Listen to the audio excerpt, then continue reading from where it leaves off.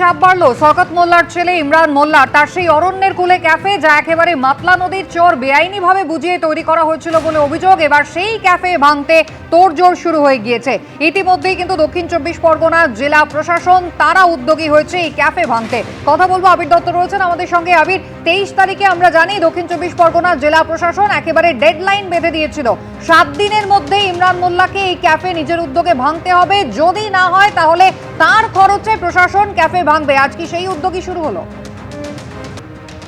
দেখো, ক্যানিং এর মৌখালীর যে মাতলা নদীর চর, সেটা দখল হয়ে করেই তৈরি করা হয়েছিল অরণ্যকূলে এই বিরাট ক্যাফে।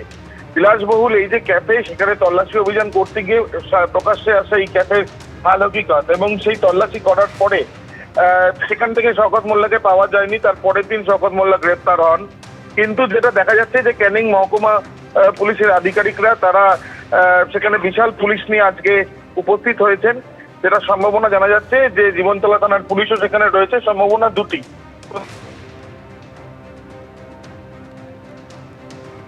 আবির, ধন্যবাদ। এর আগে কি ঘটেছিল? সরকারি জমি জবরদখল করে ক্যাফে তৈরির অভিযোগে শওকত মোল্লার ছেলেকে নোটিশ পাঠিয়েছিল জেলা প্রশাসন। 18 জুনের মধ্যে এসডিও অফিসে হাজির হতে বলা হয় শওকত পুত্র ইমরান মোল্লাকে। জেলা প্রশাসন সূত্রে খবর, ইমরানের আইনজীবীরা গিয়ে নথি জমা দিয়েছিলেন এসডিও অফিসে। শুনানিতে শওকত মোল্লার ছেলের আইনজীবী কোনো বৈধ নথি দেখাতে পারেননি, এমনটাই দাবি করা হয় জেলা প্রশাসনের তরফে। এরপরে ইমরান মোল্লাকে 7 দিনের মধ্যে অবৈধ কাঠামো ভেঙে সরকারি জমি খালি করার নির্দেশ দেওয়া হয়। 29 জুনের ডেডলাইনও বেঁধে দেওয়া হয়েছিল তখনই।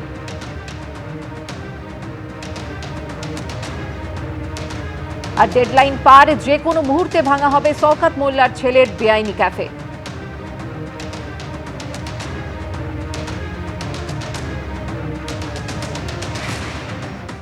রাজ্য পুলিশের এসটিএফ এর জালে ধরা পড়েছেন প্রাক্তন তৃণমূল কাউন্সিলর এবং প্রাক্তন এমআইসি দেবরাজ চক্রবর্তী। অভিষেক বন্দ্যোপাধ্যায় ঘনিষ্ঠ দেবরাজ চক্রবর্তীকে গতকাল পুরুলিয়া ঝাড়খণ্ড সীমানা থেকে বেঙ্গল এসটিএফ গ্রেফতার করে। তার বিরুদ্ধে একাধিক অভিযোগ রয়েছে। সরাসরি আপনাদের নিয়ে যাব, আমাদের প্রতিনিধি সুকান্ত মুখোপাধ্যায় রয়েছেন আমাদের সঙ্গে। সুকান্ত, আজ ভোরবেলায় তাকে নিয়ে আসা হয়েছে বাগুইআটি থানায়, আজকেই বারাসাত কোর্টে পেশ করা হবে জানা যাচ্ছে। কি কি অভিযোগ রয়েছে দেবরাজ চক্রবর্তীর বিরুদ্ধে?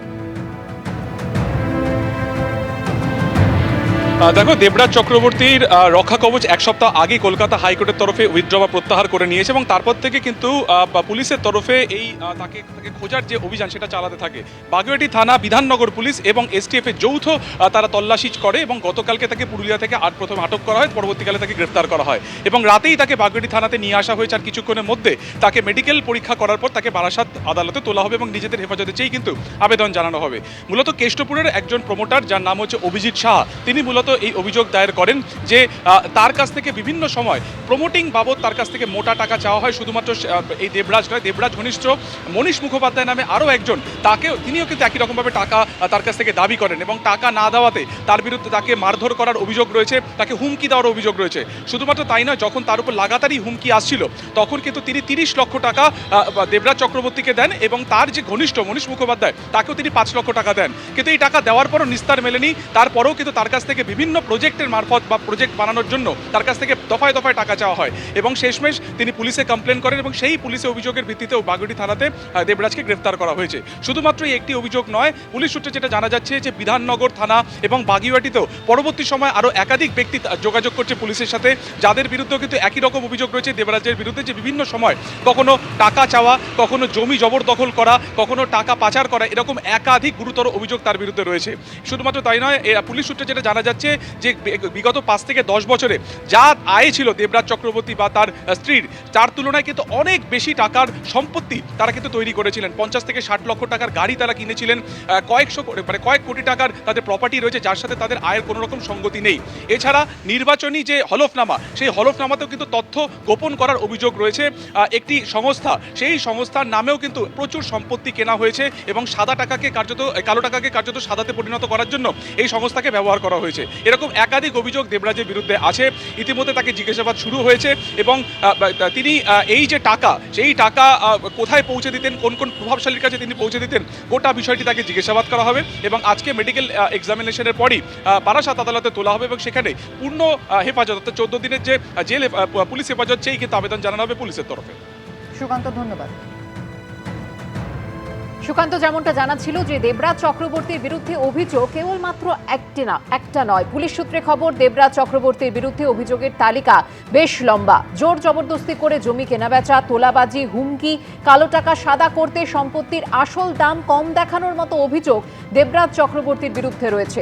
তার বিরুদ্ধে সম্পত্তি লুকোনো এবং ডিসি গ্লোবাল নামে একটি সংস্থার আড়ালে কোটি কোটি টাকার রহস্যজনক লেনদেনের অভিযোগও আছে।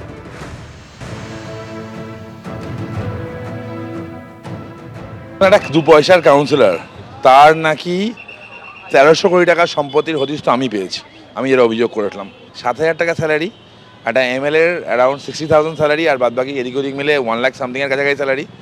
জিপ মেরিডিয়ান চলে আসছে, কোত্থেকে আসছে কেউ জানে না। চাকরি চুরি, রাস্তায় বসে এই ছেলেগুলো কাঁদে না আমার চাকরি চুরি হয়ে গেছে বলে, প্রাথমিক দুর্নীতি, তারা কিছুটা শান্তি পাবে। অভিষেক বন্দ্যোপাধ্যায়ের রাইট হ্যান্ড, যে উত্তর 24 পরগনা কন্ট্রোল করতো, সেই দেবরাজ চক্রবর্তী অ্যারেস্ট হয়েছে। অভিযোগ রয়েছে দেবরাজ চক্রবর্তীর বিরুদ্ধে, তবে নজর কিন্তু রয়েছে তাঁর স্ত্রী অদিতি মুন্সির নির্বাচনী হলফনামাতেও। নির্বাচনী হলফনামায় তথ্য গোপন বা অসম্পূর্ণ তথ্য দেওয়ার অভিযোগ রয়েছে প্রাক্তন বিধায়ক অদিতি মুন্সির বিরুদ্ধে। গ্রেফতারি এড়াতে আগাম জামিন চেয়ে কলকাতা হাইকোর্টে গিয়েছিলেন এই দম্পতি। শিশু সন্তানের কারণে অদিতি মুন্সির জামিন মঞ্জুর করে আদালত, যদিও দেবরাজ চক্রবর্তীর জামিন আর্জিতে সাড়া দেয়নি আদালত।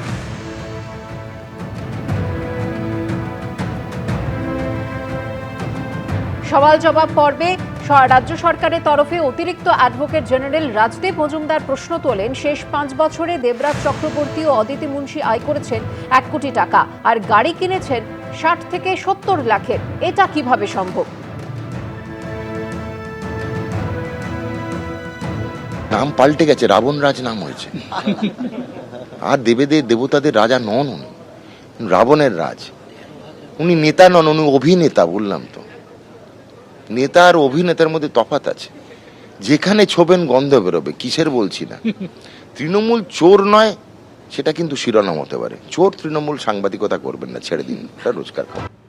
কংগ্রেসের হয়ে 2015 সালে দেবরাজ চক্রবর্তী পুরো ভোটে অংশ নিয়েছিলেন, জিতেছিলেন, বিধাননগর পুরসভার কাউন্সিলর হয়েছিলেন। 6 মাসের মধ্যে দলত্যাগ করেন, তৃণমূল কংগ্রেসে যোগ দেন। প্রাথমিক নিয়োগ দুর্নীতি মামলাতেও কিন্তু দেবরাজ চক্রবর্তীর নাম জড়িয়েছিল।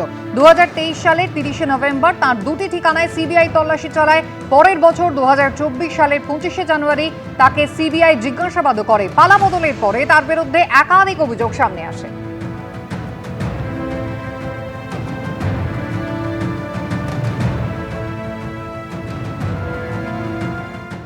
এবিপি আনন্দ, এগিয়ে থাকে, এগিয়ে রাখে।